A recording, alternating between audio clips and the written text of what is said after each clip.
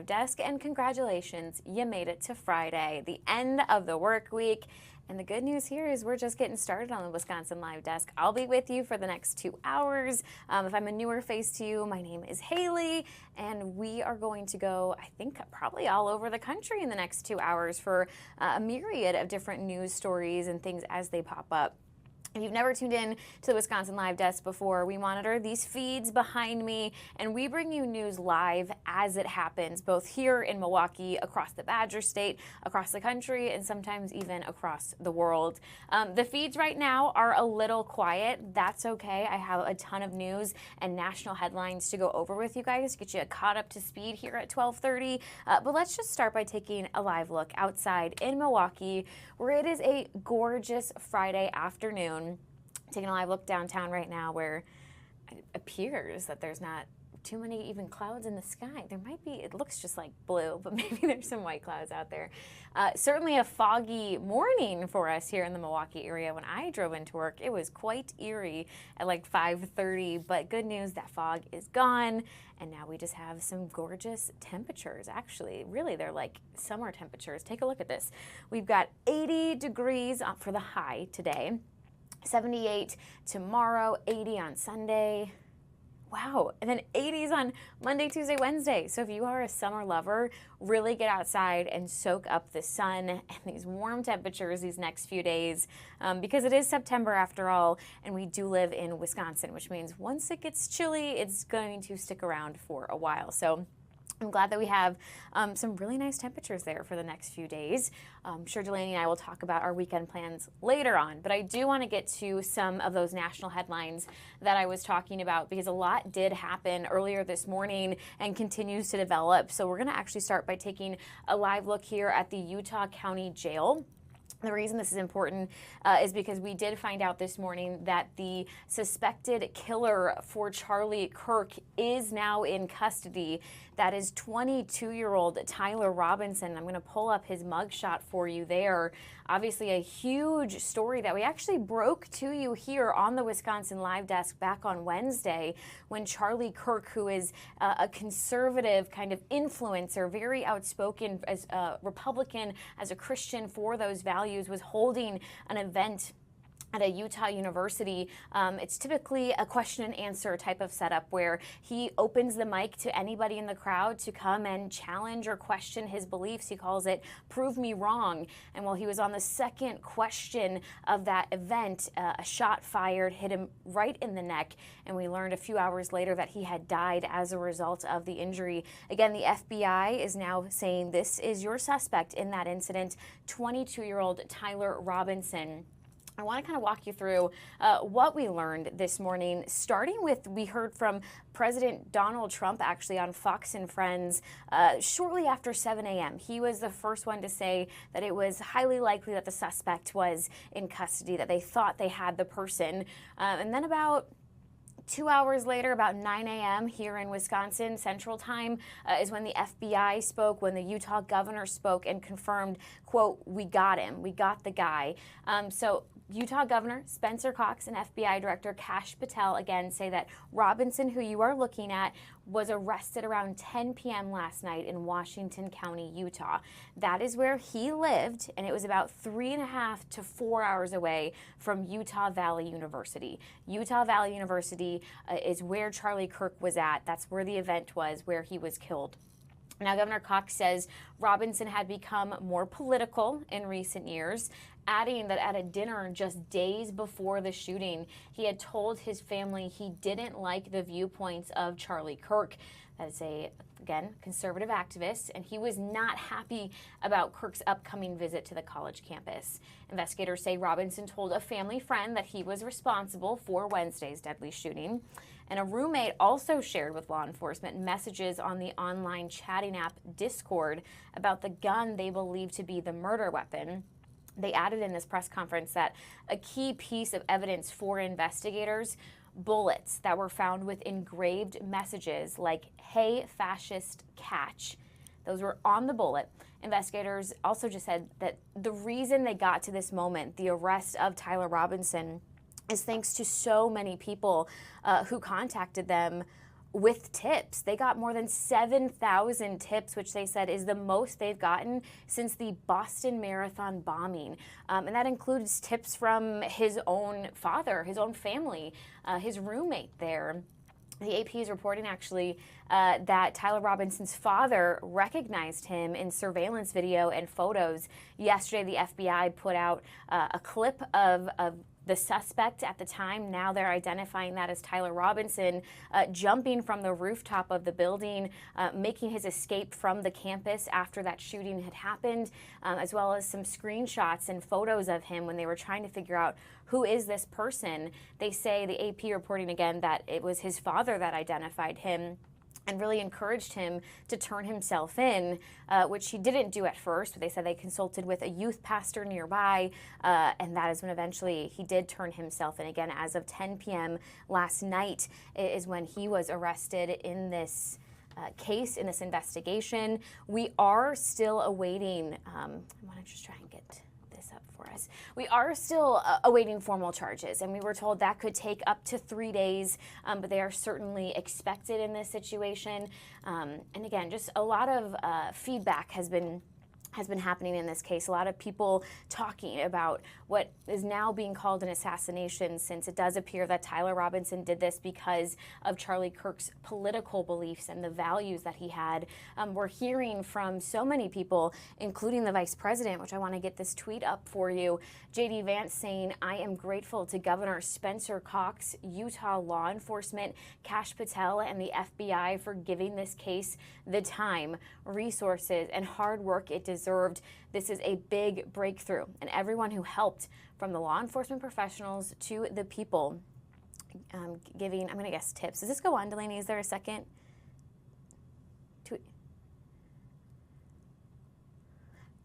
Got it. This does go on to the people who were giving tips to the FBI. We did hear from President Trump, who said that he doesn't want to watch the footage. Obviously, when this happened Wednesday online, a lot of very graphic video was circulating, since this was such a highly attended event. I mean, thousands of people were in the crowd. There was phone footage of the moment that Charlie Kirk had been shot and killed. He said he didn't want to look at that because that's not how he wants to remember his friend, he calls Charlie. We also know, of course, going back to J.D. Vance there, that he took the body of Charlie Kirk back to Arizona on Air Force 2 last night, accompanied with his wife, as well as Charlie Kirk's wife, Erica, was on that plane last night.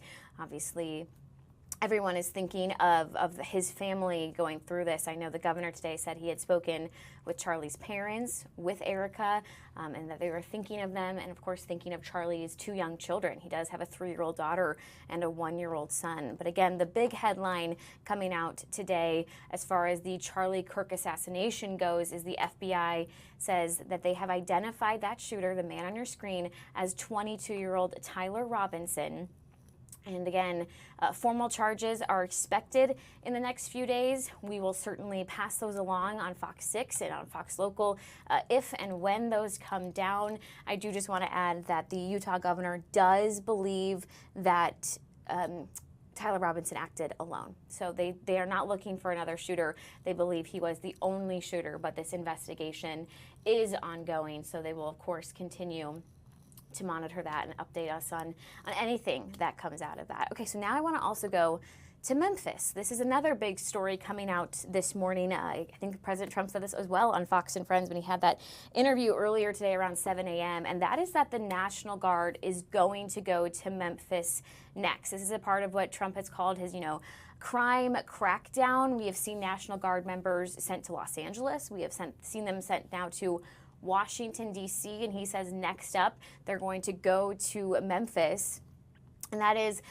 with the approval of the governor and the mayor there. I do want to note here, the governor of Tennessee is a Republican, the mayor of Memphis is a Democrat, and Trump says both of them are on board to bring in the National Guard to help fight crime in Memphis. This is President Trump, that is, has certainly touted the success of these crime crackdowns, quoting a lot of the crime decrease in D.C. So next he wants to tackle Memphis. He did make it pretty clear this morning that he would have preferred that the National Guard is going to Chicago. He certainly has mentioned Chicago several times in the last few weeks as a spot he wanted to send the National Guard to next.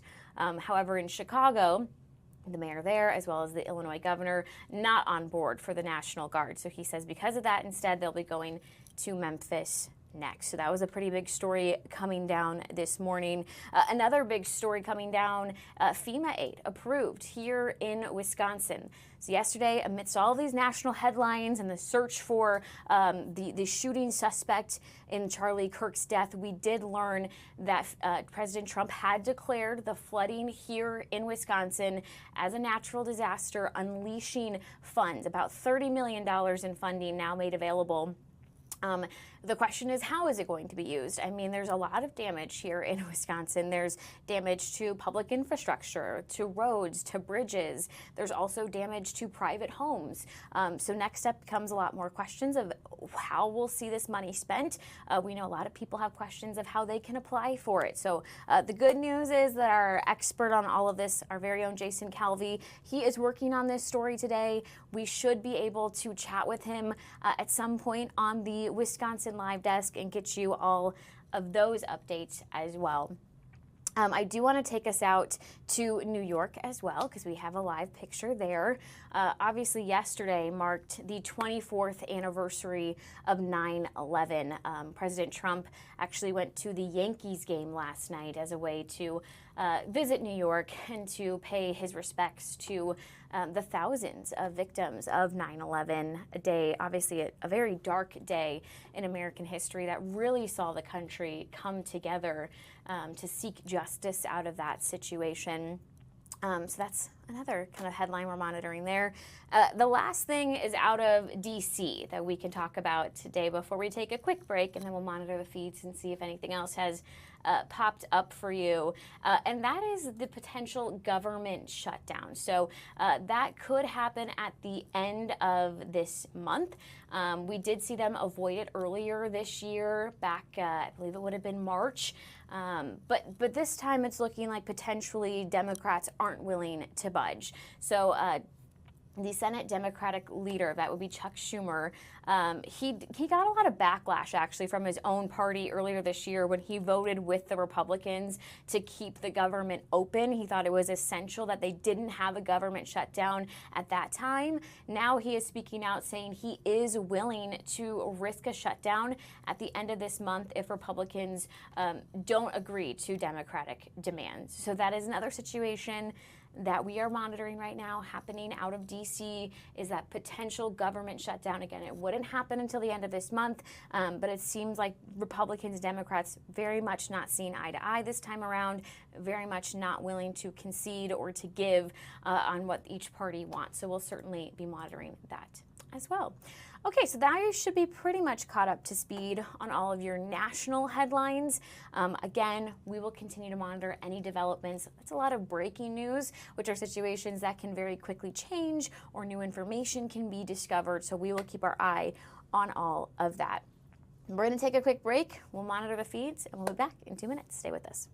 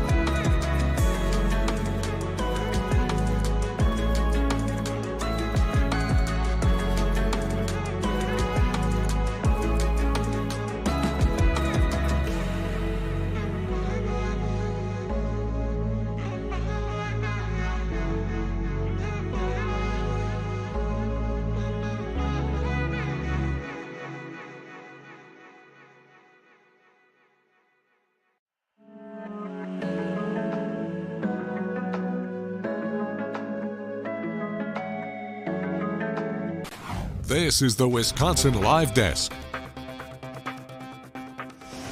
Welcome back to the Wisconsin Live Desk. I'm Haley, and we are going to have so much fun today because I'll be here with you guys on the Wisconsin Live Desk until 2:30. So we still have plenty of time to kind of see what's going on. Before the break, I really took you on kind of the national headline journey of what's going on from Utah to DC to New York to Memphis, Tennessee. Now we're going to stay more local here in Milwaukee. So let's take another live look outside. This time, though, we're using our downtown camera where it looked like maybe a bird was just visiting us and flying by right there. Of course, taking a live look right there at AmFam where the roof is open today. I know when we checked last time, I think that would have been Wednesday, it was closed because it was not as nice of a day. But the good news, it's a good day today, which is also good because the Brewers are at home tonight. They'll be taking on the St. Louis Cardinals at 7:10 this evening. I do have a little bit of bad news because we've been talking a lot about the potential for the Brewers to clinch their 90th game. We thought maybe they would be able to do it with the Texas Rangers this week, but I was just looking up the standings and it does not appear that they did that. So they're still at 89 wins, which means if you're going to the game tonight, maybe you could see them clinch the 90th victory of the season when they're at home in Milwaukee, which would be really nice. Speaking of their series with the St. Louis Cardinals, you guys, we have great news here. You can actually catch that game here tomorrow night. Tune in at 7 p.m. here on Fox 6. Watch the Brewers take on the St. Louis Cardinals. Of course, then you can have the FOX6 newscast immediately after the game, which is hopefully after the Brewers win. Hopefully that would be win 91 because we're going to hope they win today and tomorrow. There's a chance you're watching and like, Haley, you don't even like the Brewers. This is true. I am a Cubs fan, but as a Cubs fan, that means there is no baseball team that I cannot stand more than the St. Louis Cardinals. So I will happily root for the Brewers this entire series, even though the Brewers are ahead of us on the standings and it'd be better if they lost for the Chicago Cubs fans out there. I think that we all can come together and agree that I would rather see the Cardinals lose than the Brewers lose in this situation. If you tuned in yesterday, this has already debuted, which makes me slightly sad. Delaney knows it's coming. But we officially have the Delaney Cam. Hi, Delaney. Hey, Haley. Happy Friday. Happy Friday. I know. I feel like it's a slow Friday, but we're still going to have a lot of fun until 2:30, right? We always have fun on the live desk. We always have fun at the live desk. I wanted to bring you in because you are a Brewers fan. Why haven't your Brewers clinched the 90th game yet? I know. I was really confident the last two times that they were going to clinch it, and then they didn't. I don't know that I could say you were really confident, though. I feel like you were always kind of like, oh, well, maybe. So I feel like out front you need to be like, they're going to win tonight. I know. I think they have it, but the last two games, I don't know. I know. Well, hopefully today, since the roof is open and it is beautiful out there, the Milwaukee Brewers come through, take on the Cardinals, get a victory.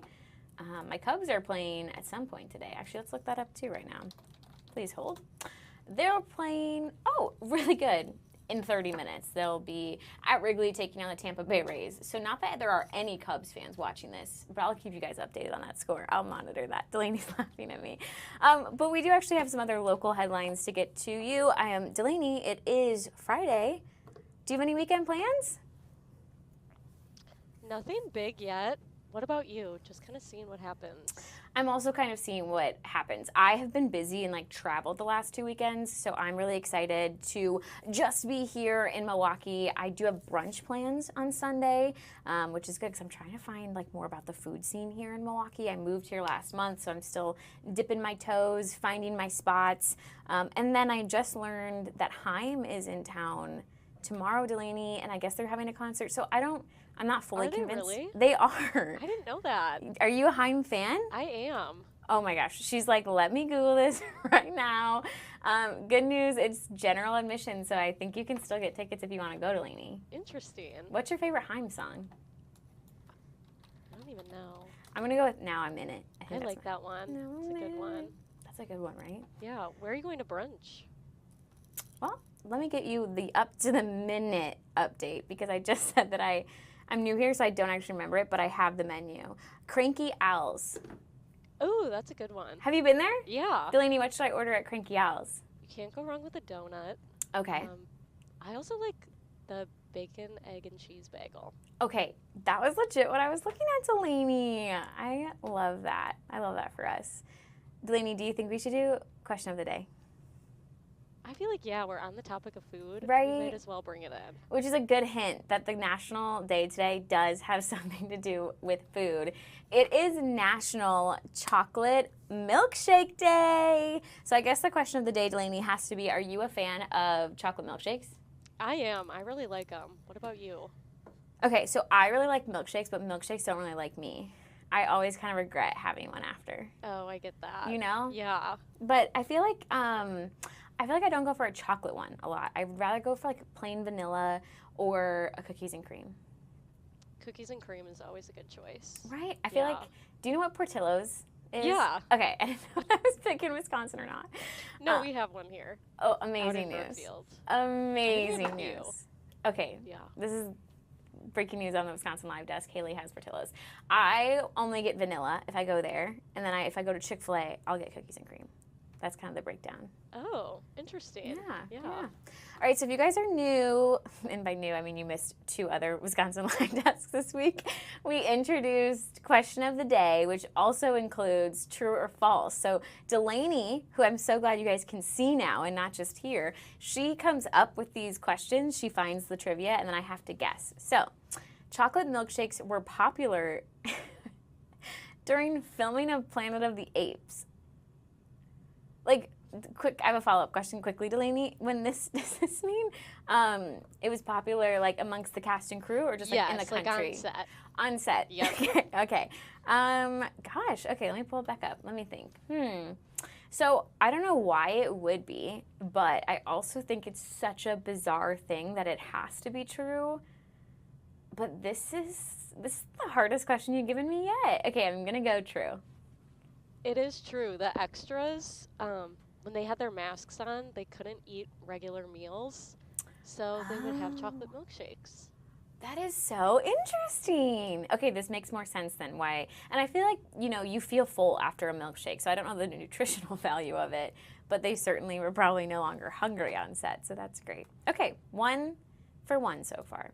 True or false? False. It's going to be a rough Friday, you guys. The first milkshakes contained alcohol. Oh, okay. So the first milkshake, I'm going to go the first one did not, but obviously I think it has certainly become a trend. I guess where was the first milkshake invented? That would really help me because if it's here in Wisconsin, I would probably say true. But I'm going to go false, Delaney.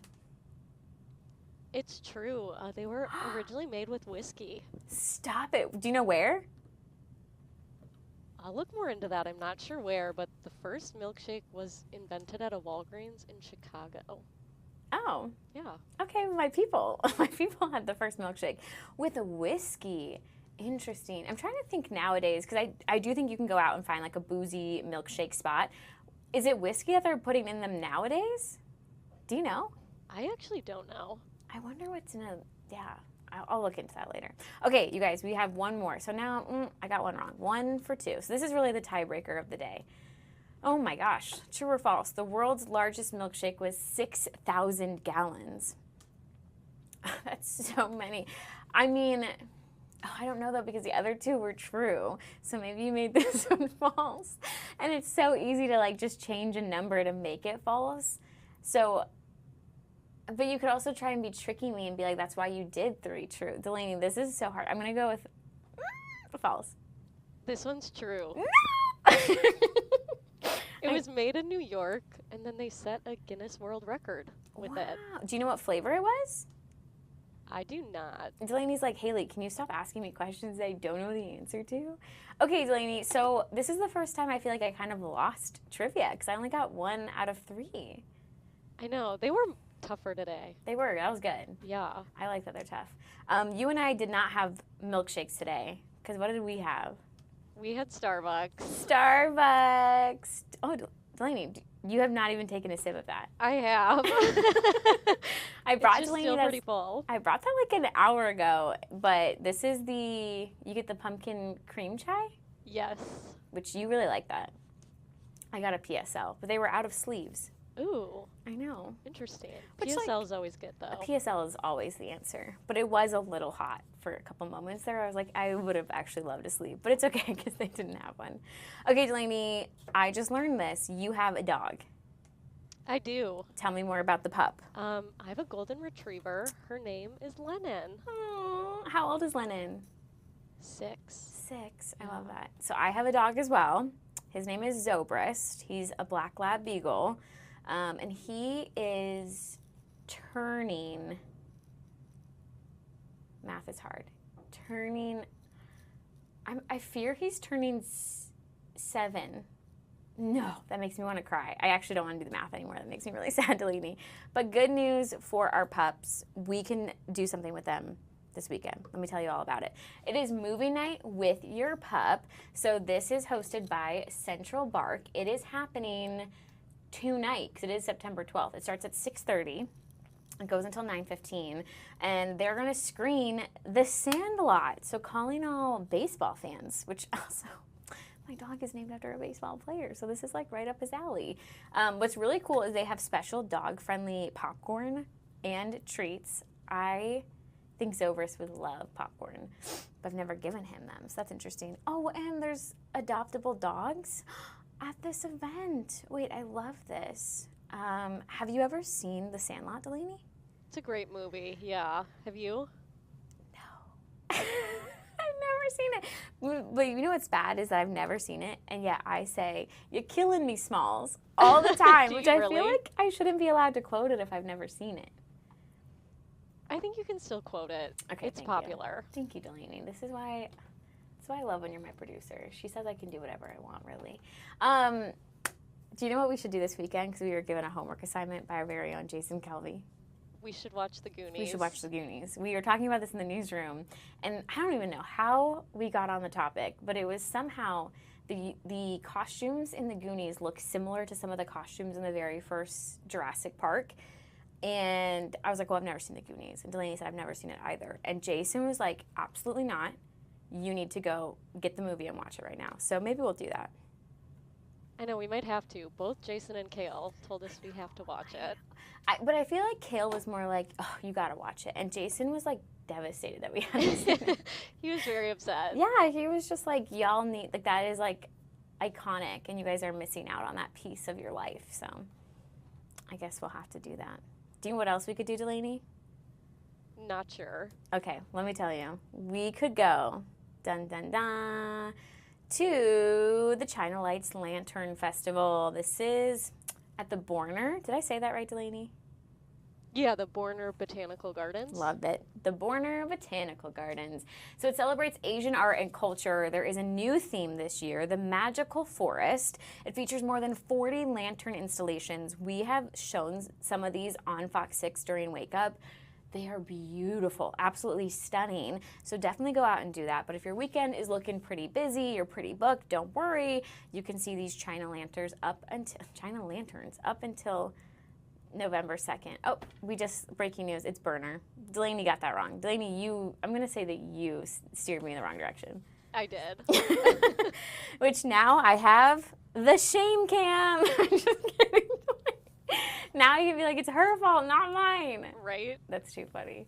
All right, well, we have learned a lot. We're rooting for the Brewers, both of us, today, which is a rare occurrence, Delaney, so we should really soak that in. I know.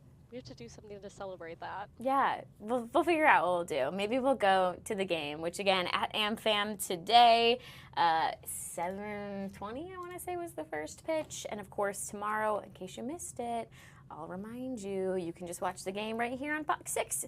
We'll have a special baseball coverage starting at 7 p.m., of course, followed by the Fox 6 News.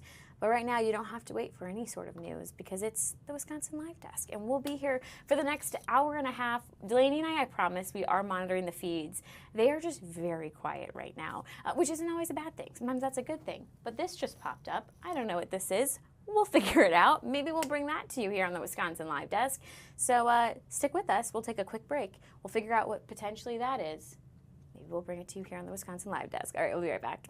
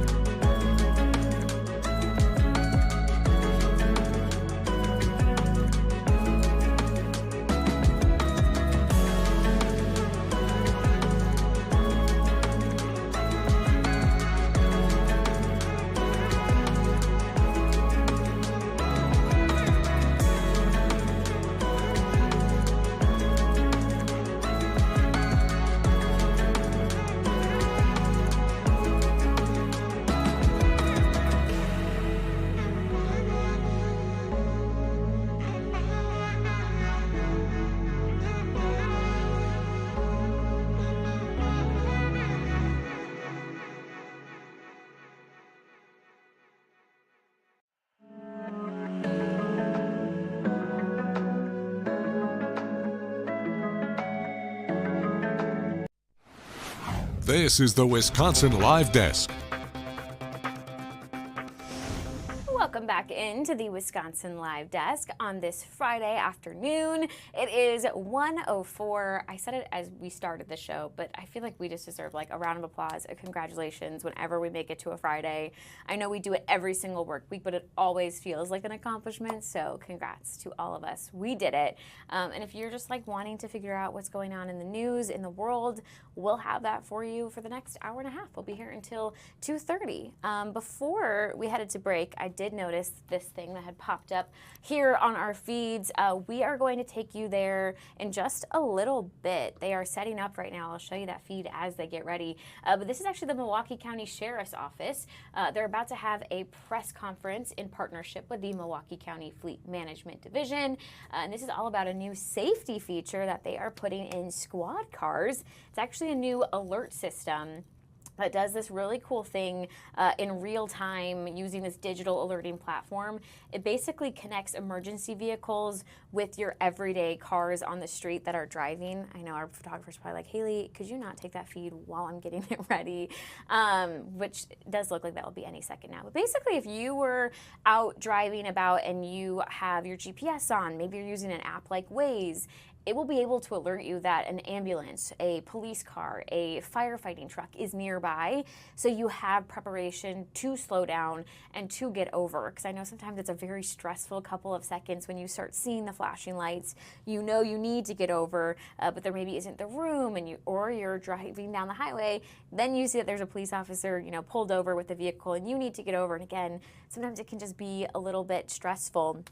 So it's really nice to know that they are getting this new alert system out. I think they were setting up, I don't know if they've begun yet. We'll put the audio up just in case they have. The Mark Squad triggers the alert system, and he can explain to you how it Started. works. All right, let's So, listen in on this press conference. He'll give you an overview of the house alert system. All right, everybody ready? All right. All right. All right, good afternoon. Brian Barco, Chief Deputy with the Milwaukee County Sheriff's Office. Afternoon. Glad all of you could come out. We're meeting here today. We're excited. We've entered into a contract agreement with Haas Alert. They provide real-time digital alerts for the motoring public. Earlier this year, as the Sheriff's Office began to transition out its old fleet and acquire new vehicles, we had their what they call their safety cloud transponders installed in all of our MARC squads. That's kind of like phase one of this project. Year one cost was roughly about $8,000. We did not use taxpayer dollars for that. We actually used asset forfeiture funds. But the number one goal of this product was to provide increased safety for both our deputies as well as the motoring public. There have been several studies. Purdue did a study in 2021. I believe University of Minnesota did one in 2013. The technology might be new here locally, but they've been testing this, and other fleets around the country and even overseas, more predominantly over in Europe, have been kind of using this technology for a while. The difference with a digital alert versus just what we would consider an analog notification, which is just lights and a siren on a squad. You know, for the average person driving in a vehicle, they get about a 3-second reaction time to either when they see the lights or hear the siren of a squad.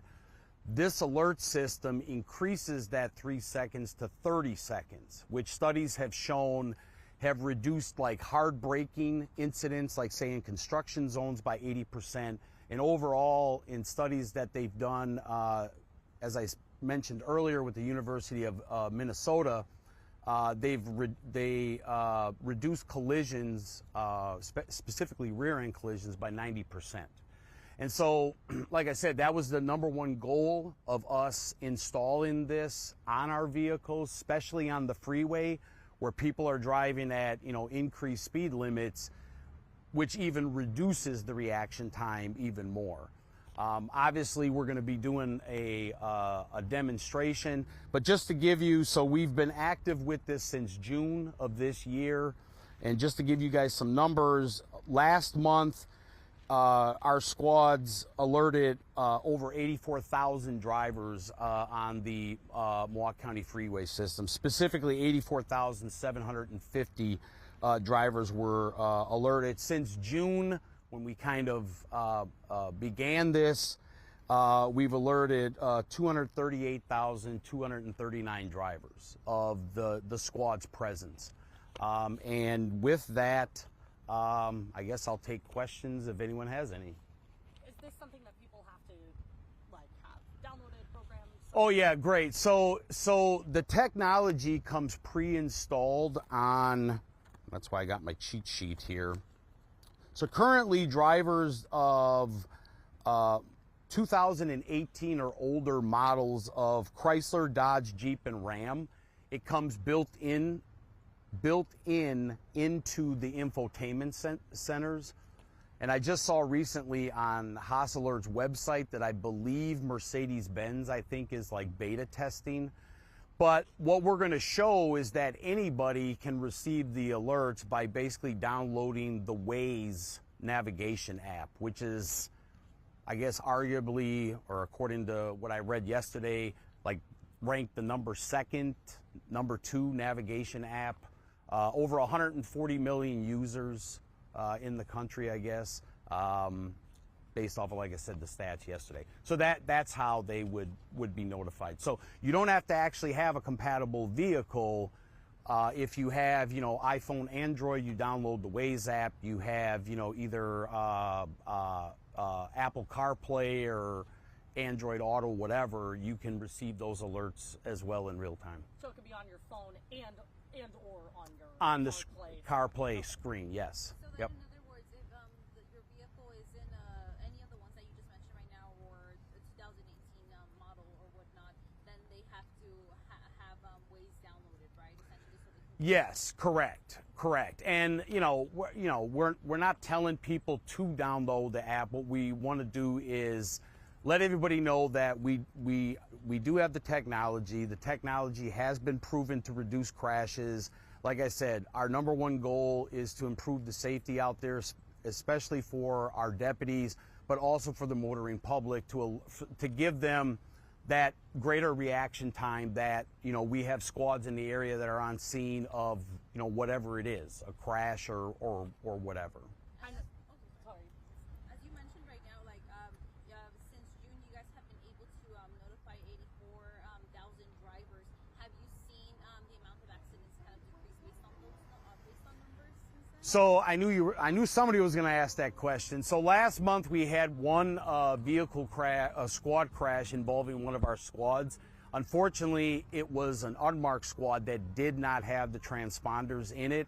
Obviously, our phase one approach of this project is to get all of our marked vehicles outfitted with the technology as the vehicles phase out and we get new squads that come online. And then we're kind of in that evaluation period right now, and we'll reevaluate to hopefully, with a phase two approach, actually put it on all of our vehicles, marked and unmarked. I know you said that you are going to do a demo, of course, but just Sure. to kind of explain, is this something then where the deputy or whoever's driving hits it to make the alert go out? No. Or- So it's all hands free. Okay. So what we're going to do is we're going to have the deputy set up probably closer to Bender Road over here. And then, one at a time, you guys will be driving with me. I'm going to have the Waze app open. We're going to kind of go out and then kind of come back around. And the transponder is sending out that signal when the squad has its lights turned on and activated. So it's automatic. So it's automatic. And you'll see as we drive, we're going to get that voice as well as a visual alert notification that a emergency vehicle is ahead.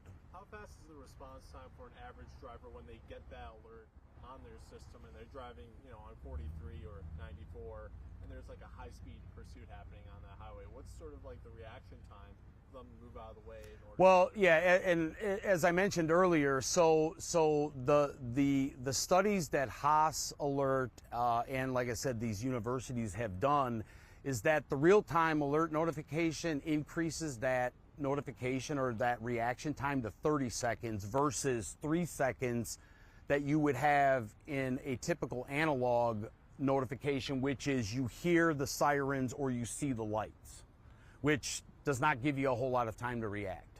I'm glad that you brought that up because that was going to be a question of mine too. Obviously, there's a lot of situations where it sounds like this could be helpful, but in the hypothetical situation of some sort of chase, can you explain how that could work? We've had people tell us, they wish that there was some sort of different siren or something so they knew to get out of the way if there was a chase happening. Yeah, so with the Waze app, and you'll see this when we do the demo, depending on the view of the map, you also will see the icon of the squad. So you're going to get, there's going to be multiple opportunities for you to kind of see and hear that there's something coming into the area or that is close by or around you. So it will give that early notification, that early warning. How does this help you guys? It keeps our deputies safe. Obviously, that is the number one goal that Sheriff Ball wanted to get out of technology like this.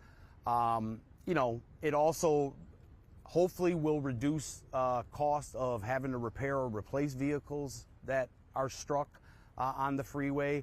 But to be clear, our number one goal is to improve the safety for our deputies and for the motoring public as well. How much will this set back taxpayers? Does not cost taxpayers anything. We use and will continue to use asset forfeiture dollars to pay for that, but the cost of the system is $8,000 per year.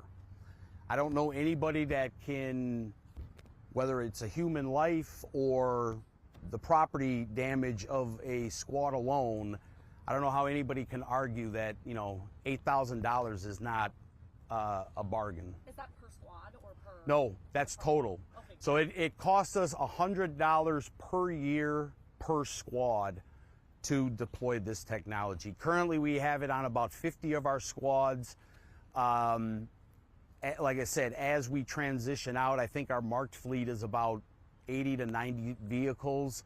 So it will cost somewhere in the ballpark of, you know, $8,000 to $9,000 going forward. So at this point, like all of your vehicles will be having this software installed, and obviously that would alert. Another question that I have is pretty much how often do you guys see these crashes when it involves emergency vehicles or even, you know, sheriff's units, police units being struck? Yeah, I mean, unfortunately, you know, I can speak for the sheriff's office. Unfortunately, it happens too frequently where squads are rear-ended. Unfortunately, for some of our deputies, that was career-ending for them. I mean, they survived, but because of the medical, you know, the physical injuries, they are no longer able to, you know, perform, you know, the duties of a deputy sheriff. So. And then there, you know, like I said, there's the injuries to the citizens as well. So whatever we can do to try to improve the chances, reduce that risk of especially rear-end collisions on the freeway at those higher speeds, like I said, we're going to do everything that we can to try to, you know, minimize that. Do you know of any other sheriff's offices, police offices, anything in the general area that has this as well? So, not specifically, but I do know that many of the emergency vehicles now are actually coming, like, so when you build, like, say you buy a new fire truck, right? Like Pierce, for example, which is a manufacturer for, like, fire trucks, the technology is already kind of coming preloaded on the vehicle. And we do, so our vehicles do send out an alert to other emergency vehicles that have the technology. And I can just tell you that over the last 3 months, we've sent 100 alerts. So our squads have alerted other emergency vehicles, whether it's ambulances, fire trucks, tow trucks, maintenance vehicles that have the technology. Specifically, I don't know if any other municipalities are deploying it, though. Is there a hope here that maybe you guys could, you know, set a precedent there and maybe encourage some other departments to get this? Yeah, I mean, absolutely. I mean, we certainly, and Haas Alert is compatible with a lot of other technologies, so it doesn't actually have to be, you know, Haas Alert. But yeah, the goal is you know, if we can avoid, you know, 2 squads or 2 emergency vehicles from striking one another, you know, like I said, it's the number one goal is to improve that safety piece for everyone. If you are just joining us, we've been listening in here as the Milwaukee County Sheriff's Office gave a press conference about this new safety feature that they have put in their squad cars, talking about how it's going to be on all of their cars that are in their marked fleet, but it alerts drivers, depending on your car, this might actually be built into it. They were mentioning some of the makes and models there, or if you are a driver who uses Waze, which is just an app you download on your phone, it will alert you when there is, you know, a police vehicle that has pulled somebody over, or an ambulance or a fire truck, so that you have time in advance to slow down and to get over.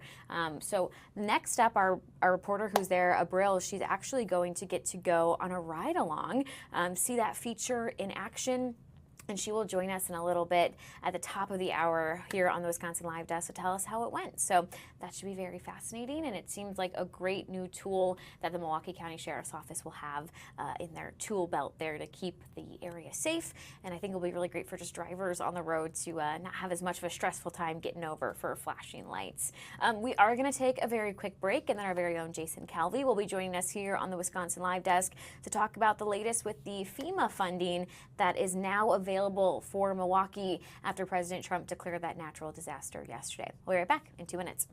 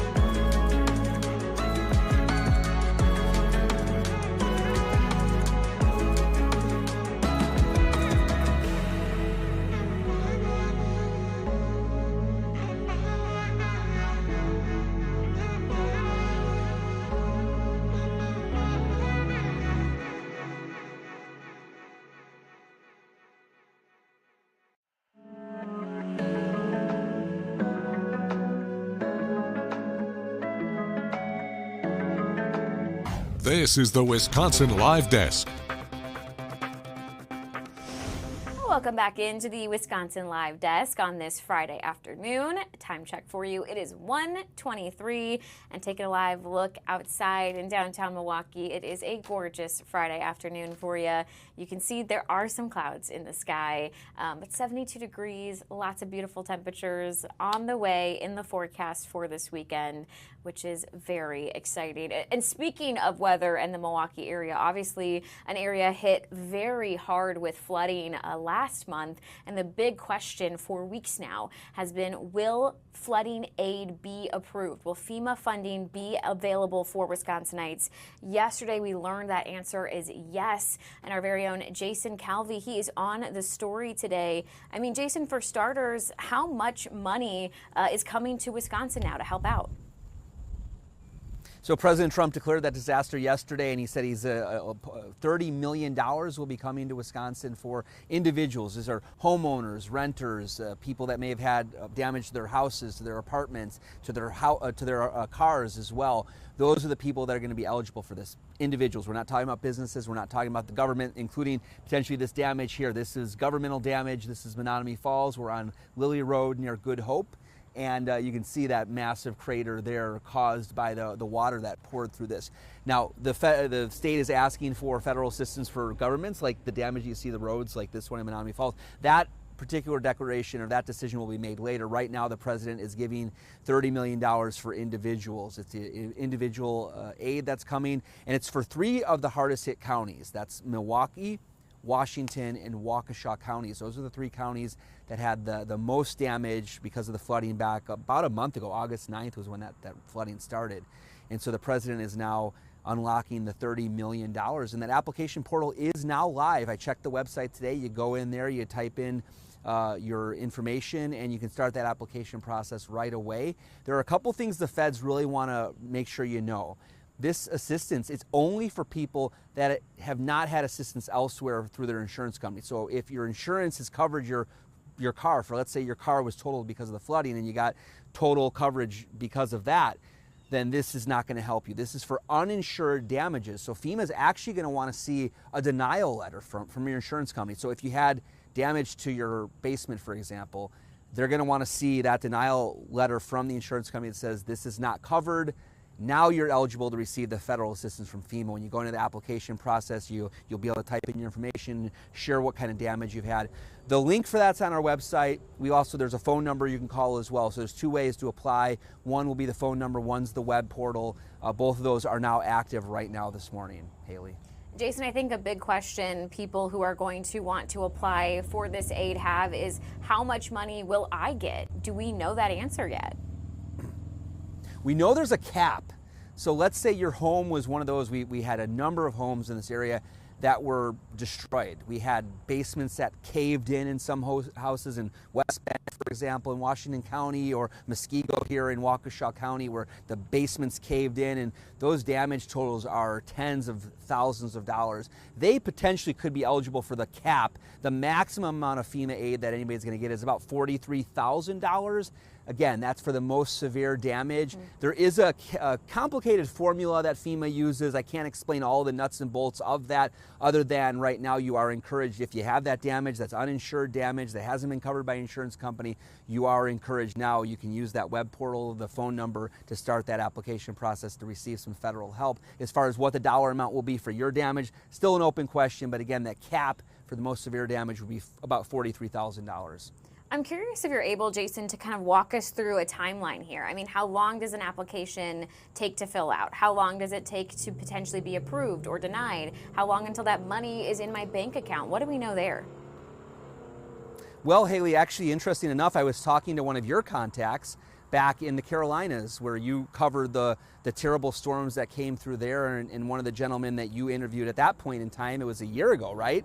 Mm-hmm. Yep, September last year, yep. September, so about 1 year ago, and the gentleman, one of your contacts that you covered and did stories with, he told me he's still waiting for FEMA help a year later. He filled out the application. He says he received about $700 for food because they lost power and things like that. So they did get some assistance from FEMA immediately, a couple $100. But the actual rest of the damage is still a complicated process because why? They're waiting for their insurance company still to figure out what's going on. And again, FEMA is not going to cover you until your damages are denied by insurance or you can prove that you're uninsured damage here. Your contact back in the Carolinas is still wrestling with the insurance company, so FEMA hasn't yet given him a check for his damage other than a couple $100 for immediate necessities like food.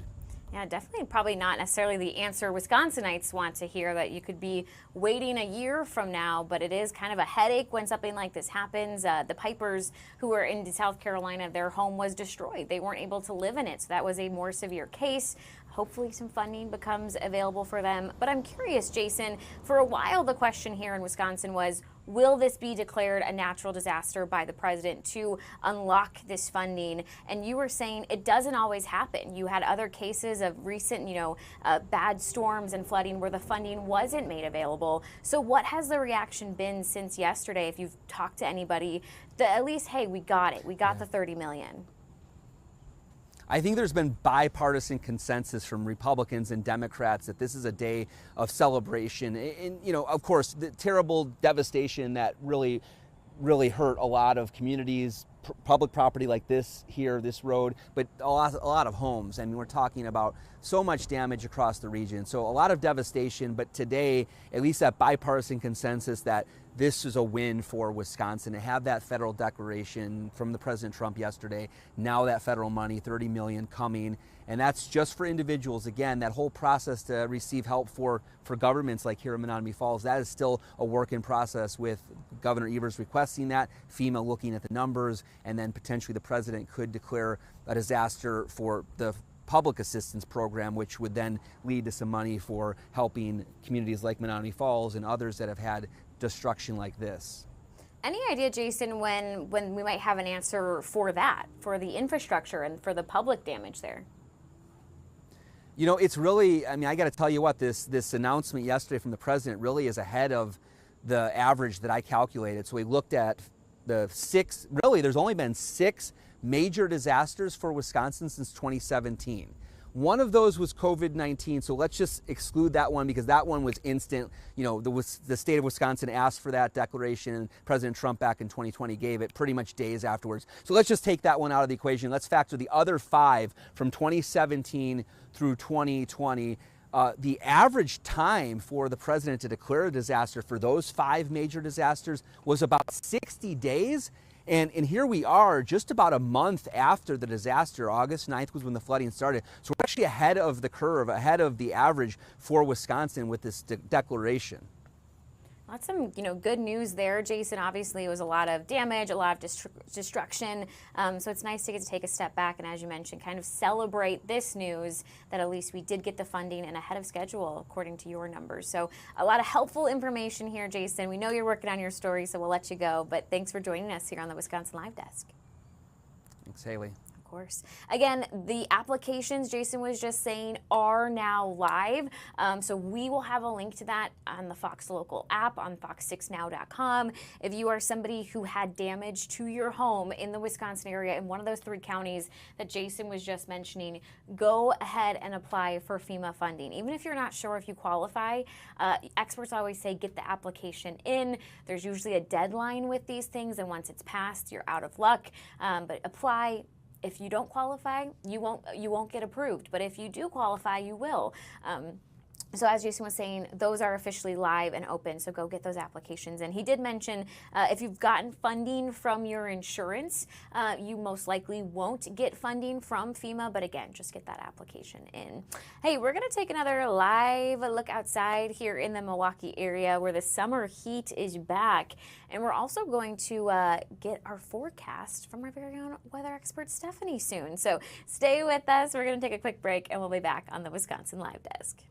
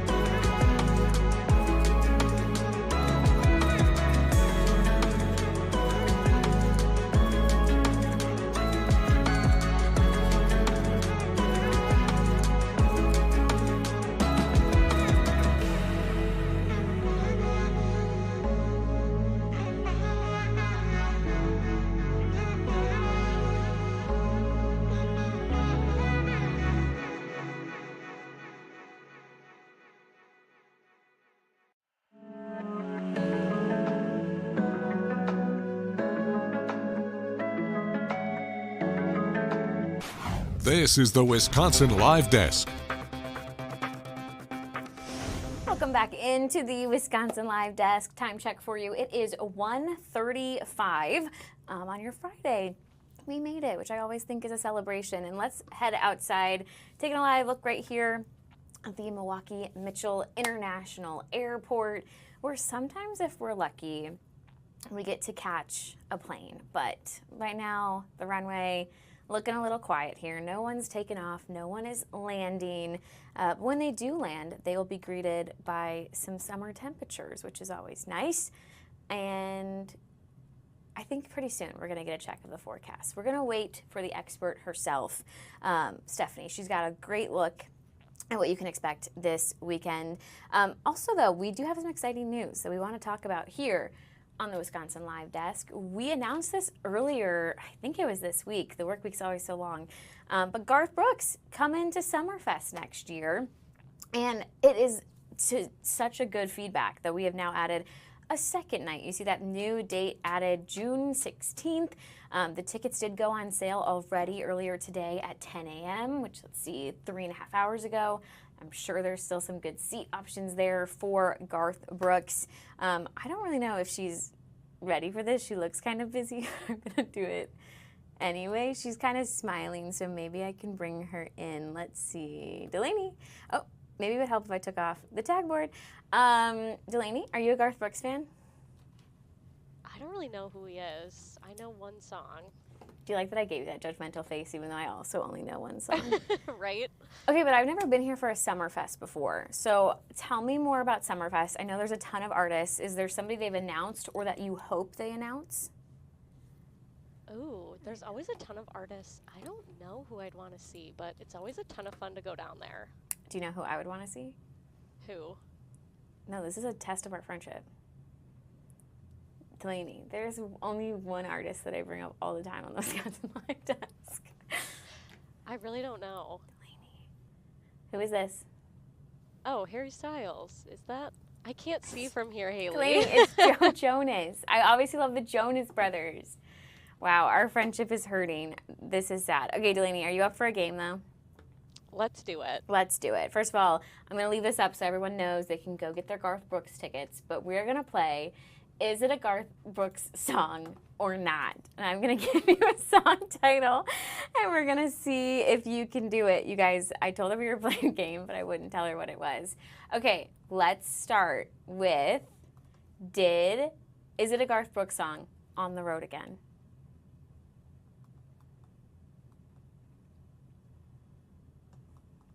Dun, dun, dun. No. It's not correct. That's Willie Nelson. Okay, is it a Garth Brooks song? I was country when country wasn't cool. I want to say no again. Ding, ding, ding. That is not a Garth Brooks song. That is Barbara Mindrell. If I butchered that, I'm sorry, Barbara.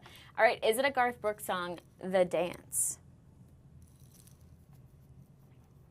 I'm going to go with yes on this Oh one. my gosh, Delaney is crushing it. 3 for 3. All right, let's do 3 more. Is it a Garth Brooks song? Islands in the Stream.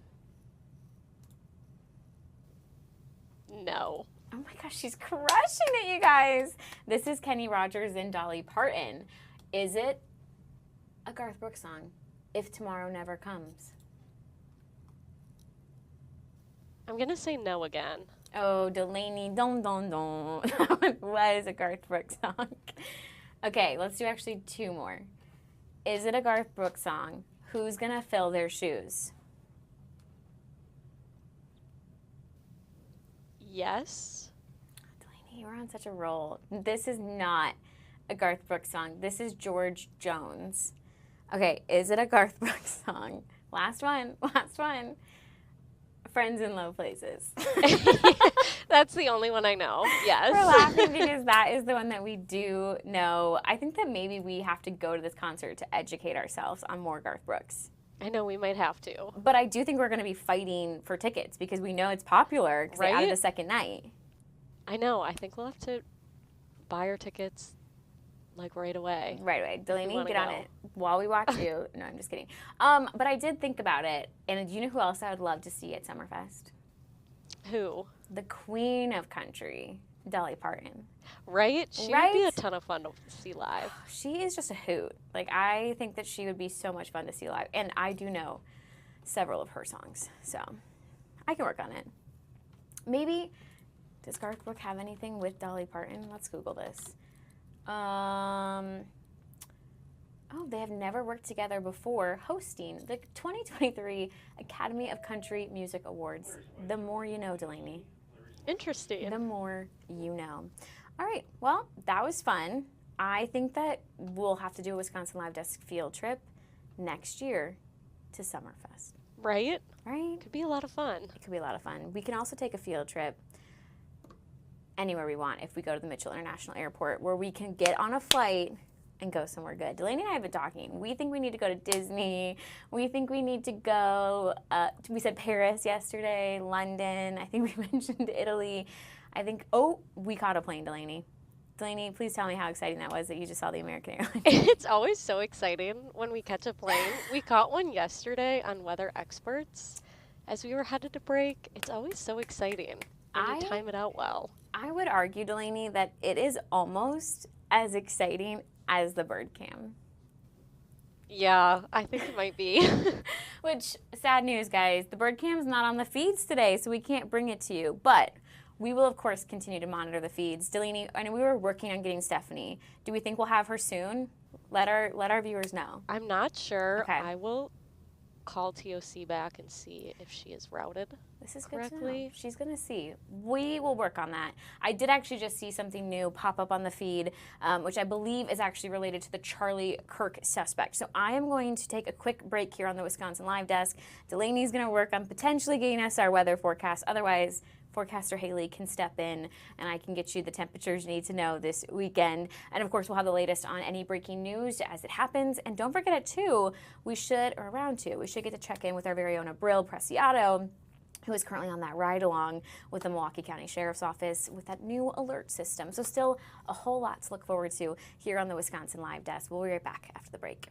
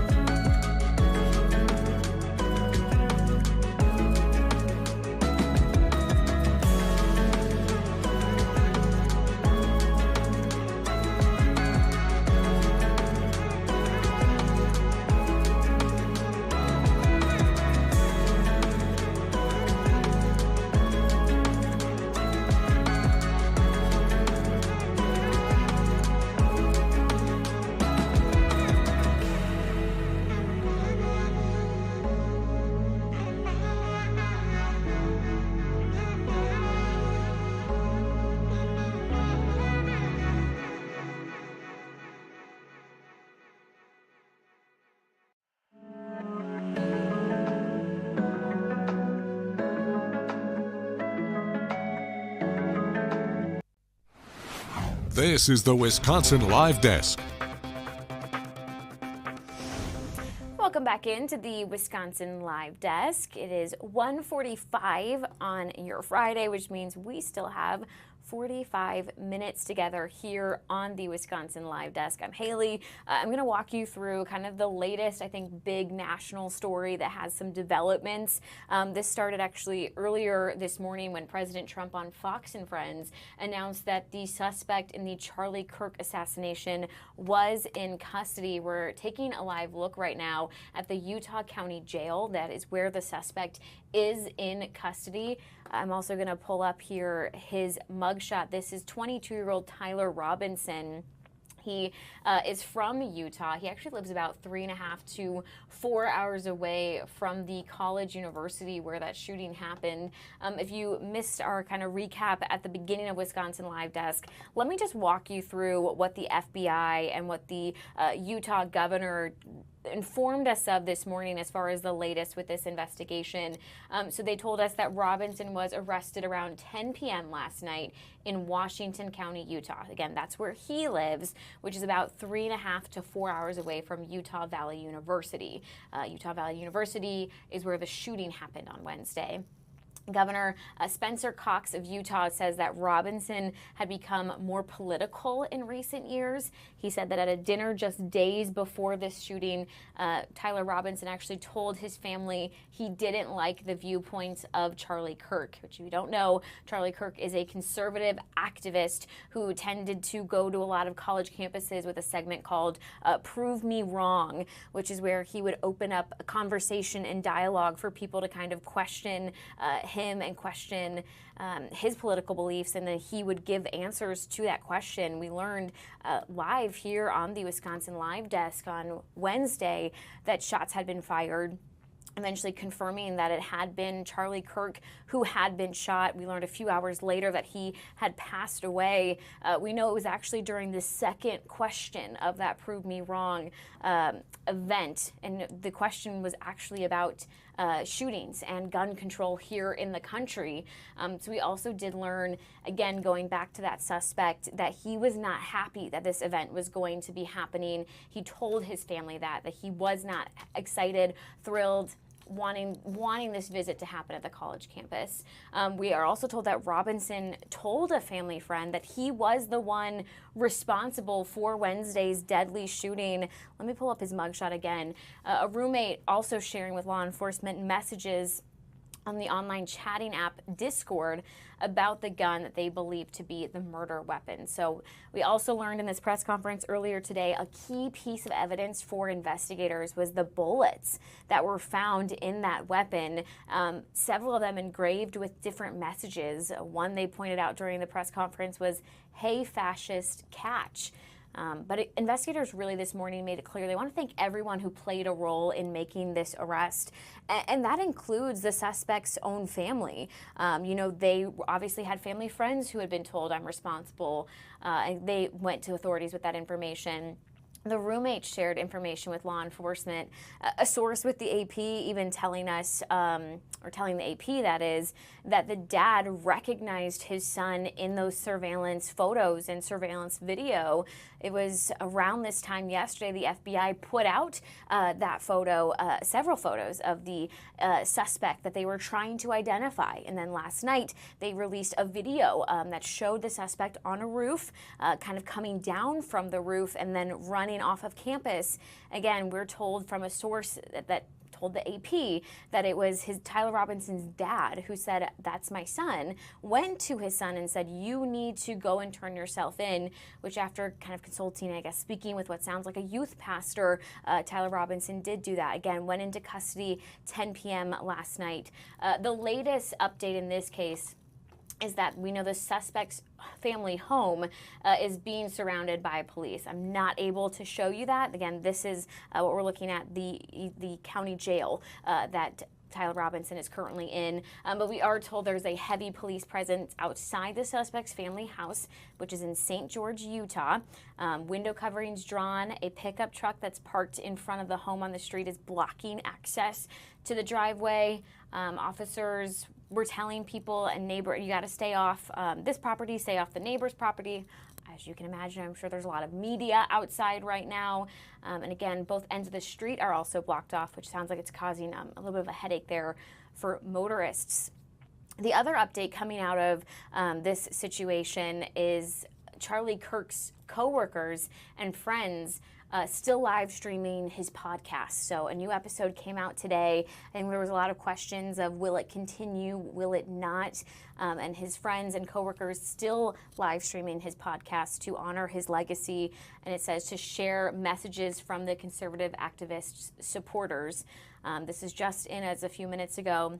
It says Turning Point spokesman and the chief operating officer were on the show today on that podcast, and they were emotional, obviously describing the loss of their friends and talking about how they had actually been texting with him just moments before that event started. So therefore, moments before Charlie Kirk was shot and killed. And it says they were talking about the next topic for the podcast, which was going to be all about kind of what marriage is, the Christian version of marriage, and the values there. So if you're wondering if that was going to continue, it sounds like it will be, and they have that new episode out today. So that's kind of a new update there. I want to take us back to the Milwaukee area. I'm actually going to take a look outside. I was going to see if we had any road cameras. I'm not sure if we do have a road camera, because I think, yeah, that one's not available right now. But I was going to actually talk to you guys about some traffic news, which we can still get the information for you there. The Hale interchange closures, which are going to be starting tonight, going through Monday. Let me pull up this information and walk you through it. So a 54-hour road closure goes into effect tonight on the Hale interchange. It's going to start at 11 p.m. It's going to run through 5:30 Monday morning. So the good news, this should not impact your work commute, but it could impact your weekend plans. So here's the list of locations there on your screen. You got I-894 West and I-41 North between 76th Street and Greenfield. We also have I-43 North between Layton Avenue exit and the Hale interchange, both undergoing paving operations. The I-41 and I-894 North inside lane from the Hale interchange to Lincoln Avenue closure starts Monday. And then that's going to be closed through Monday, September 22nd. So that one's going to go past this weekend, which is most of these 54-hour road closures. But of course, this is a lot on your screen. It's a lot of information. So for a full list of detours, you can just continue to find this story in the Fox local mobile app if that's where you're watching us, or you can always head to fox6now.com and get your information there on the Hale interchange as well. Okay, so now we're gonna head, I think, to downtown Milwaukee. This is the Pfizer Forum, correct, Delaney? I think this is a shot from behind it. We also do have a shot looking right at Pfizer. Oh, let me find it. 1 second. Delaney, which one is it? Do we know? Should I just punch them up? Do you think it's this one? No. Do you think it's this one? Ooh. I think it's the city center. We think it's this one. We found it. We just wanted to take a quick little tour of the Milwaukee area with Delaney's commentary. But Delaney, I have a question for you. Does it feel like Christmas yet? Not yet, but I'm sure we'll start seeing all the Christmas decorations in stores soon. I feel like the Halloween stuff came out really early this year. Yeah, also just like evidently it's already there. Carl was saying that he went to Costco and he saw a bunch of Christmas decor. Wait, is it really already out at Costco? Carl said, I didn't know that. As of Monday, he's when he told us, I think he went over the weekend and it was just all on the shelves. The Christmas stuff, not Halloween, Christmas. Oh my gosh, that feels really early. Well, that's because people are in the Christmas spirit, which also, right? This is a big story for the Milwaukee area, you guys.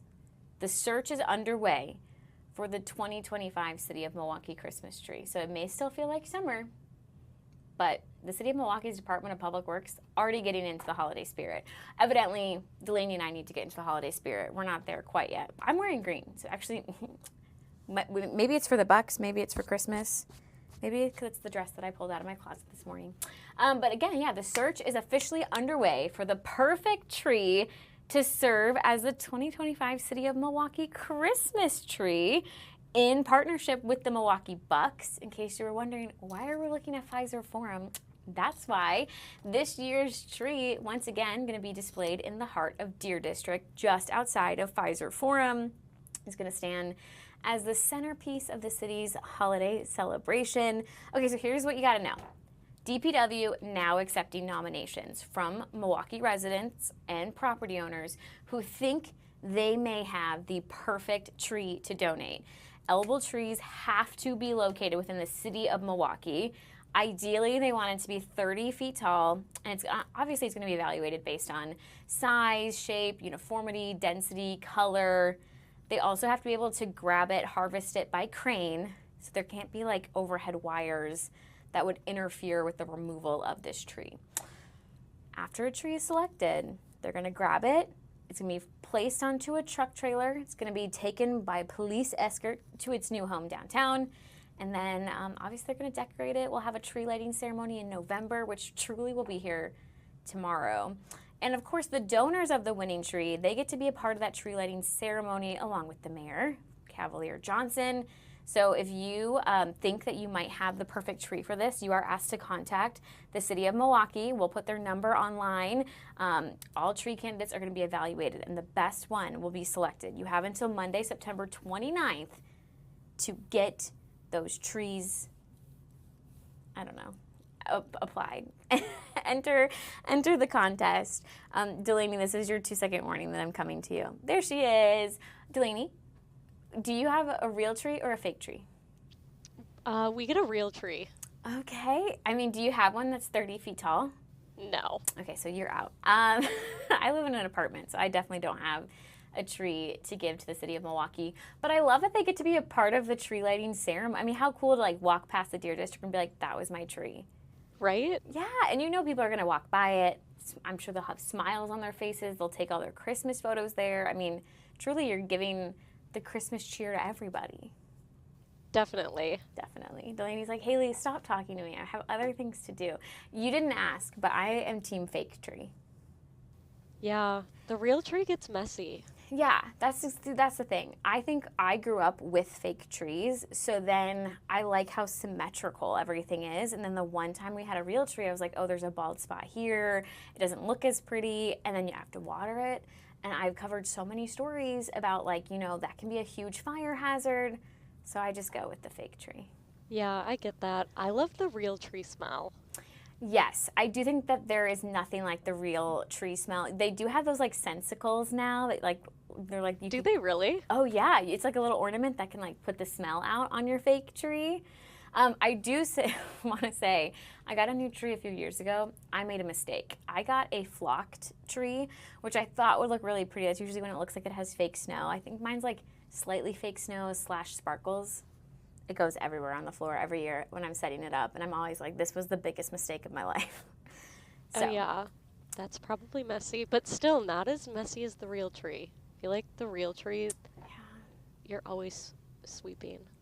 I think that whether you go real or fake, it gets you in the Christmas spirit, and we love that.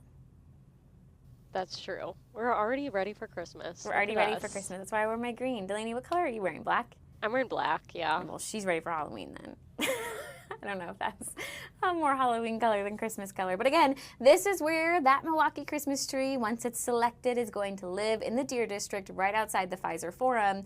So Delaney, I think that's another Wisconsin Live Desk field trip. We'll go see the Christmas tree when it's up. Definitely. I know the last 2 years when I was a wake-up producer, we would follow the tree. We'd watch it get cut down, and then we'd follow it down to Pfizer and watch them put it up. Oh, I love that. I hope we do that again. Yeah, it gets a police escort, so that's fancy.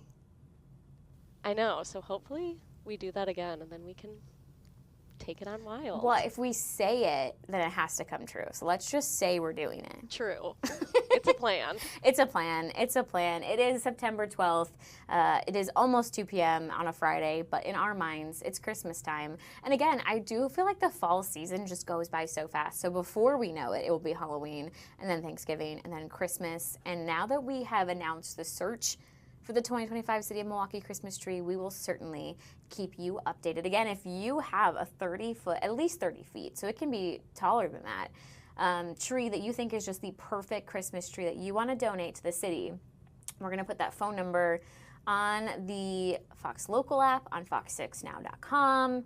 Again, you have until Monday, September 29th to enter this contest, but that's really exciting.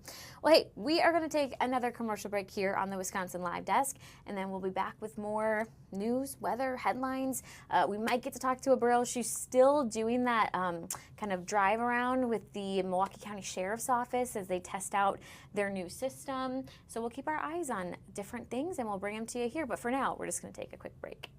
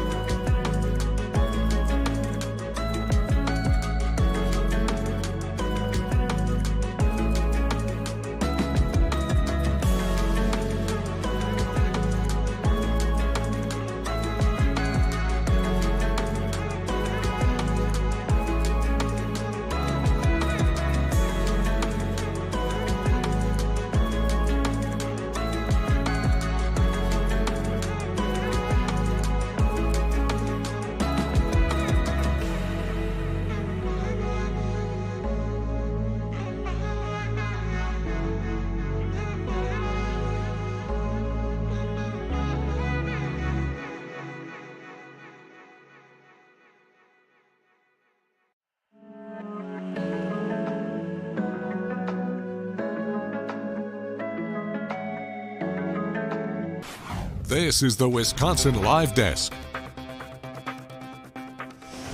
Welcome back into the Wisconsin Live Desk. It is now 2:03 on this Friday afternoon, where a lot of the grids have just been quiet. So you've gotten to hear a lot of me today, a lot of Delaney, which maybe that's the show you prefer. I mean, Delaney and I usually like a little bit more on the feeds, but we're good. We've got so much more news to get to you right now, including your forecast, which I want to start by just taking this live look outside because the clouds are just so low today, which driving in this morning, I know I mentioned this at the top of the Wisconsin Live Desk, it was, I mean, some dense fog. There was actually an advisory out because of it.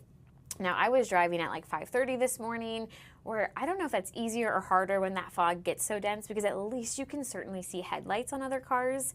As the sun came up, you could really see just how much fog was out there. And then I was like, well, would it be harder to drive now because you can't see headlights as obviously? So I'm curious, Delaney, was there fog when you were driving in, or was it pretty much gone by then? The fog was still pretty dense when I was coming in. I feel like I woke up and, I mean, first of all, I took my dog out on a walk, very early, and I was like, whoa, okay, I gotta go. I was like, I need to have extra time for my commute. I know, I looked out the window and I was like, I have to leave a little early today. Yeah, it was really foggy on the drive-in. It's feeling like Halloween, but right? Good news is now the road's looking a lot clearer. Just got those kind of low clouds out there. But if you're wondering what you should do this weekend and you're trying to get into the fall season, fall mindset, maybe you're looking to go apple picking, it's gonna be just a warm one. It looks like they're saying cautious tomorrow because there's a chance for rain. You can see the apple is yellow there, so it's not saying you can't go, but you are going to be dealing with some morning showers, some potential storms on Saturday. Sunday, they're giving you in the green. They're saying you can totally go apple picking then. It's 80 degrees, not dealing with as much of a rain chance, which is always nice, although I will say 80 degrees to me, I don't know that I would feel very fall festive. I think it'd be a little too warm. Delaney, do you go apple picking? I haven't been in a few years, but Okay. my friends and I used to go in college. Oh, I love that. I haven't gone in a few years either, but okay, that's actually a lie. I've only ever gone once. But the one time that I went, I loved the chance to get a bunch of apples, but I went with my friend and we split the basket. But then I was like, what am I going to do with all these apples before they go bad? I made homemade applesauce. Ooh, that sounds good. And do you know what's really nice is that if you make it yourself, don't add any sugar or anything to it, you can save some for your dogs. That's totally dog friendly, some applesauce. Ooh, good to know. So I I'll didn't know usually that. make a little batch, give some to Zobrist, and then I'll go in and add some cinnamon and some of the stuff that you don't want your dogs to have. But since you made it yourself, there's no sugar or anything in there. Interesting. I That's didn't know that, yeah. why you got to tune into the Wisconsin Live Desk, Delaney. How else would you know that? How else would you know that? All right, we are going to go from the Milwaukee kind of fogginess to the LA kind of fogginess. It's the Los Angeles skyline there in the background. Because Delaney and I have some Hollywood headlines for you. We just keep making new segments for the Wisconsin Live Desk, Delaney. I love alliteration, so welcome to the Hollywood headlines. If you haven't noticed, I love pop culture, so I'm always keeping in with the know when it comes to celebrities. And yesterday I got some really sad news, which is that Shaun White and Nina Dobrev, they broke up. Delaney, what were your thoughts on this? She goes, I was not ready to be on camera, Haley. No, I know. I was kind of sad to hear about it. I just feel like they've been together for, it has to be 5 years at this point. They were engaged. They were so cute. This Hollywood actress with this Olympic snowboarder. I totally thought they were going to get married. I didn't see this not resulting in a marriage. So this just was kind of sad. I know. It was definitely a big surprise. It was. Okay, speaking of marriage, you know where we're going to go next? I do not. We're going to talk. I'll just show LA so that we don't have to see Delaney. Delaney's take me off camera, Haley. Liam Hemsworth just got engaged to his girlfriend, who's model Gabriella Brooks. Obviously, when I think of Liam Hemsworth, I think of Miley Cyrus. They were together for years. They also got married, ultimately divorced, because obviously Liam is now going to maybe they're engaged, so we're not going to say get married. The plan is to get married to Gabriella. They've been together for nearly 6 years. But going back to Miley Cyrus, Delaney, did you ever watch, what's the name of the movie they were in together? The last song? The Last Song. Did you ever watch it? I did. I haven't. You haven't seen that one? Clearly, I couldn't think of the name. I just remember people being like, oh, it's really sad. It's Nicholas Sparks. And I was like, I don't need to see it if it's really sad. Yeah, it's pretty sad, but it's a good one. It's a good one? All right, well, add it to the list after the Goonies. Right?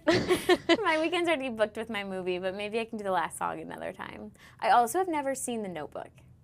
I haven't either. Which people are like, how have you never seen that Nicholas Sparks classic? But Delaney, I already know what happens. The ending was spoiled for me, so why should I watch the movie now if I already know what's gonna happen? I know, I've seen the clips of it on Instagram and TikTok. Yes. So then I just don't feel Everyone's the like, need to oh, actually watch it. that big twist at the ending, and then they told me, and I was like, great. So now I'm good. I'm not yeah, now you don't need to watch it. Now I don't need to watch it. We're actually going to head now, Delaney, to New York because we do have some Saturday Night Live news.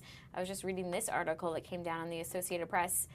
So they've been talking a lot about the cast shakeup. We've seen a lot of people announce that they're not coming back. People like Heidi Gardner, Chloe Fineman. These are some big names that have been on the show for years. And I just saw that I think you say Ego is her name. She's the latest that's announcing her departure. I'm really sad about this shakeup because she is so funny, and there's been moments where things go wrong in different skits that I think her improvisation is so funny, And this is just, I'm really bad with goodbyes, Delaney, to begin with, but this is sad. I know, it's sad to see some of your favorite people go. I just think back to, like, first of all, do you like Saturday Night Live? I do. Okay. I think back to, like, the golden era, which in my mind is, like, Tina Fey, Amy Poehler, Kristen Wiig, Maya Rudolph. And, like, when they left, there was this huge hole, and then you eventually, like, cling to new people, and, like, these are, like, some solid cast members who now they're gone. I'm like, is there any reason to tune in? I guess Bowen Yang is still there. Yeah, he's still there, and then I feel like the same thing will happen. You'll, like, get a new attachment to the new cast. We also still have Colin Jost and Michael Chen doing Weekend Update, so that's good. Yeah, that's good. That's some good news. All right, let's head back out to New York, because let's do a friendship quiz, because Delaney already failed once with the Jonas Brothers. Why am I going to be in New York next month, Delaney? You're going to see Hamilton. Okay, she redeemed herself. She redeemed herself. To close out our Hollywood headlines, which is really now New York news. See what I did there, Delaney? I'm crushing the alliteration right now. You are. Thank you. Leslie Odom Jr. rounding out kind of his first week of performances back at Hamilton. Although this is really not the prettiest shot of New York. We're just looking at like a bunch of construction sanitation trucks. I apologize. Anyway, Delaney, you're gonna have to take over. I'm losing. Anyway, we got the giggles. I'm the worst, and I get the giggles. Anyway, he's back on Broadway. We're really excited to go see him next week. We are gonna keep honoring the feast.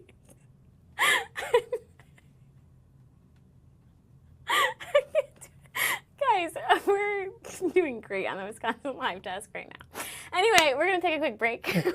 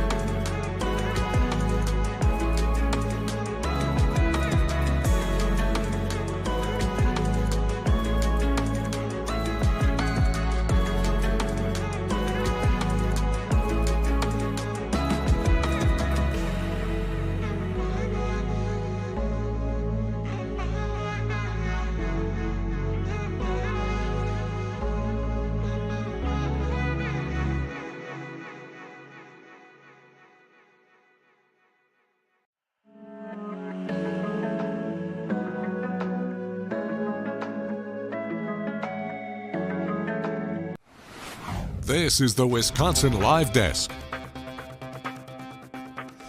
All right, you guys, welcome back to the Wisconsin Live Desk. I have pulled myself together. I had a little fit of the giggles there before we headed to break. So Delaney, should we put the Delaney camera back on one more time? because I just think it's so funny. Delaney, can you show that you've also become a professional and that we've gotten our giggle fit together? We're definitely more together now. We're more together now, which means we're ready to talk sports. We're going to talk your team first. You ready? Let's do it. Let's talk Milwaukee Brewers. Just in case you missed us about an hour and a half ago, Brewers back in town, back in Milwaukee, playing AmFam tonight. You can see the roof currently open. Hopefully it's still open later tonight. If you're heading to the game, first pitch scheduled for 7:10, and we continue to wait to see if they can clinch their 90th win on the season. They weren't able to do it against the Texas Rangers earlier this week, but now it's the Cardinals, who the Cardinals have not had the best season. They're in 4th place in the National League Central, and they have 72 wins. So we're going to really hope the Brewers pull it out here, especially because I'm a Cubs fan. I don't like the Cardinals, so I will happily root for them to lose. And then if you want to watch the second game of the series, which is taking place tomorrow, you don't have to go far. You can watch that one on FOX6 News. We'll have your coverage starting at 7 p.m. And then once that game ends, you'll have a late edition of FOX6 News Saturday night. Hopefully that's win 90 and 91 for you guys. As I said, though, my baseball team, the Chicago Cubs, I promised I would keep us updated because the game started an hour ago. And it's high scoring. They're in the bottom of the 3rd, and it's 3-3 against the Tampa Bay Rays. So if you are a very rare Chicago Cubs fan here in Wisconsin, we have good news. They're winning. Well, they're tied right now. Delaney distracted me. She was telling me that she wanted me to take this really exciting shot, Lambo. Because if you're a Green Bay Packers fan, hopefully you got some sleep last night after you were potentially cheering on their 2nd win of the season. It was a short turnaround. They had that Thursday night game after winning Sunday night, and now they've also defeated the Washington Commanders. They won last night 27-18, which is a pretty decisive victory there. That's at least a 2-possession game. So congratulations. They did a whiteout, which was really fun to see. If you tuned in and watched, we had the game right here for you on Fox 6. Lots of white in the crowd. They had special white cheese heads instead of the traditional yellow cheese head, so that was pretty exciting. And again, I mean, what a good strong start to the season. 2-0. I think they might be off next week because their next game, I think, is the 21st. So I think they now have a bye week, and they'll get ready to take on the Browns, of course. Our very own Tim Van Voren, Ask TVV. He'll have the latest for you here at Fox 6 for all of your Packers coverage and your Brewers coverage. They got you covered with your sports. Hey, we're going to take a really quick break. Then we're going to check in with our very own Abril and see how her ride-along went. This new security kind of feature added to the Milwaukee County Sheriff's Department. So we'll be right back after a quick break.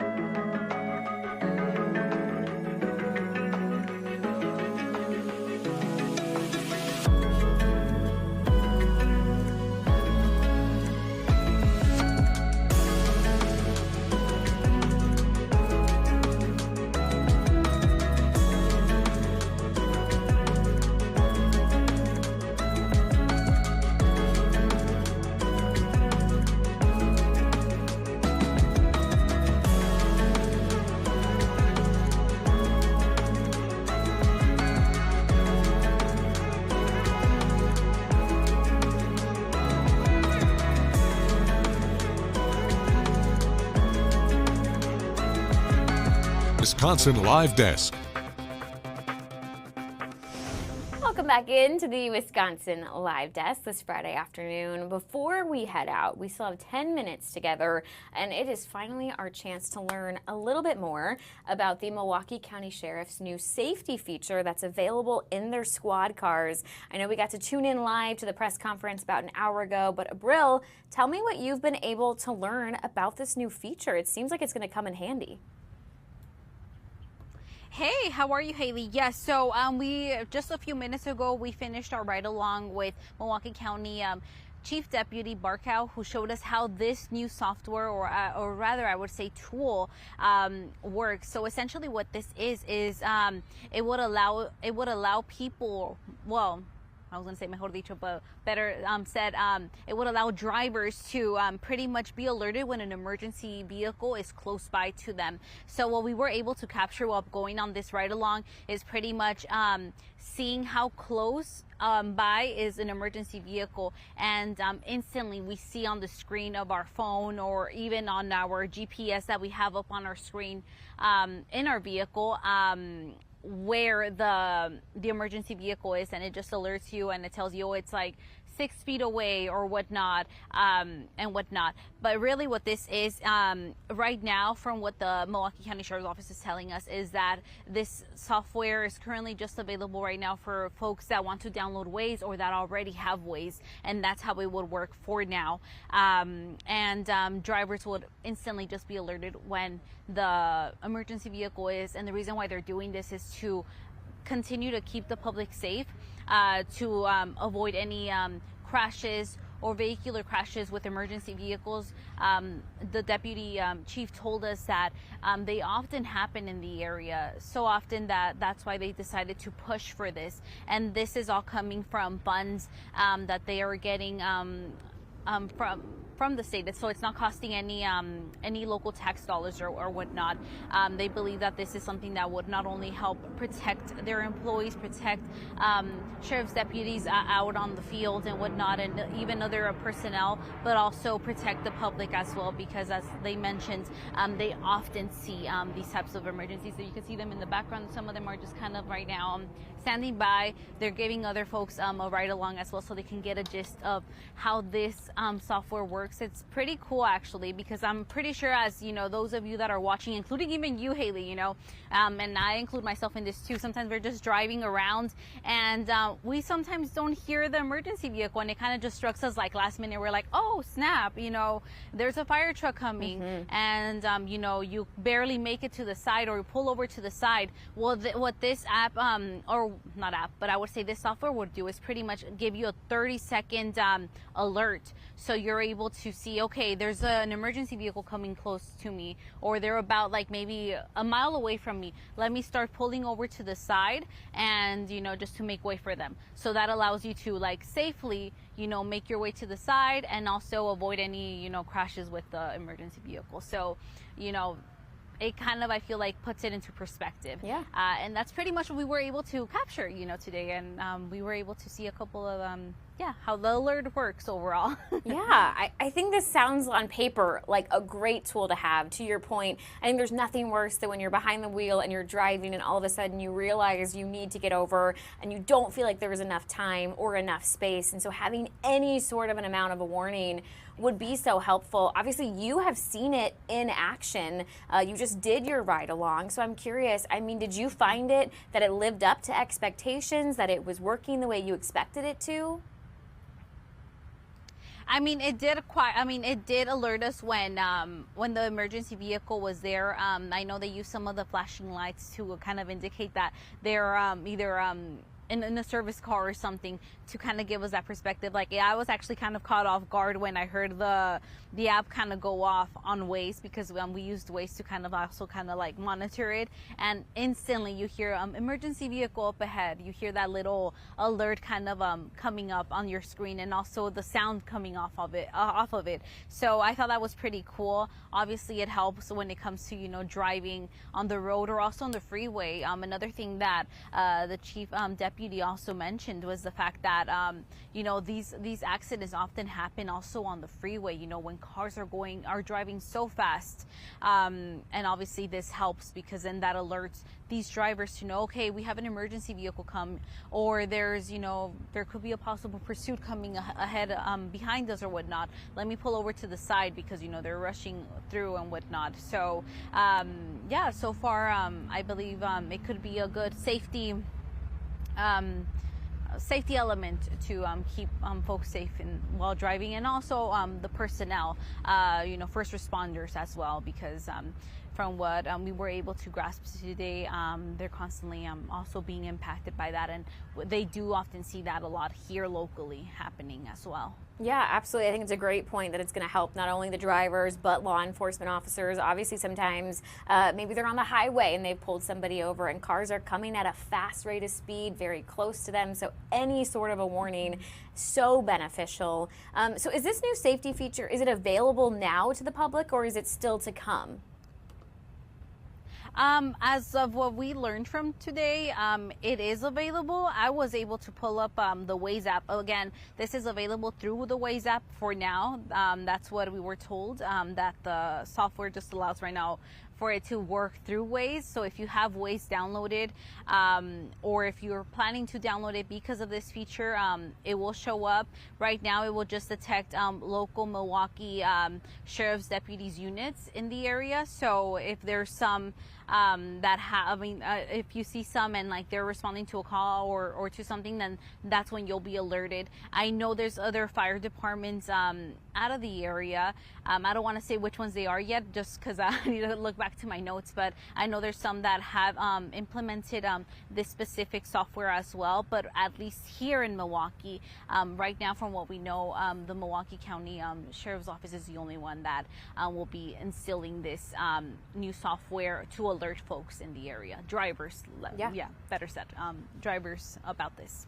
No, it sounds like just a great tool, as you mentioned. Really quickly, remind us of the cost, because I know they said taxpayers, it's not coming out of your wallet, and it was what, $8,000 a year? Yes. Was that right? Yes, correct. Yes, $8,000 a year. So, and once again, it's not costing taxpayers anything. This is coming from specific funds that the Sheriff's Office has and allocates from different task forces that they provide. And I'll explain more about it in my full report that's coming up later on, and you will also be able to check out on our Fox Local app. But yes, I'll just kind of explain that aspect of it, and overall just show you the great visuals, because I wish I had them right now, and that would paint a better picture than me just standing here and explaining it. But I'm doing my best to kind of explain what we saw.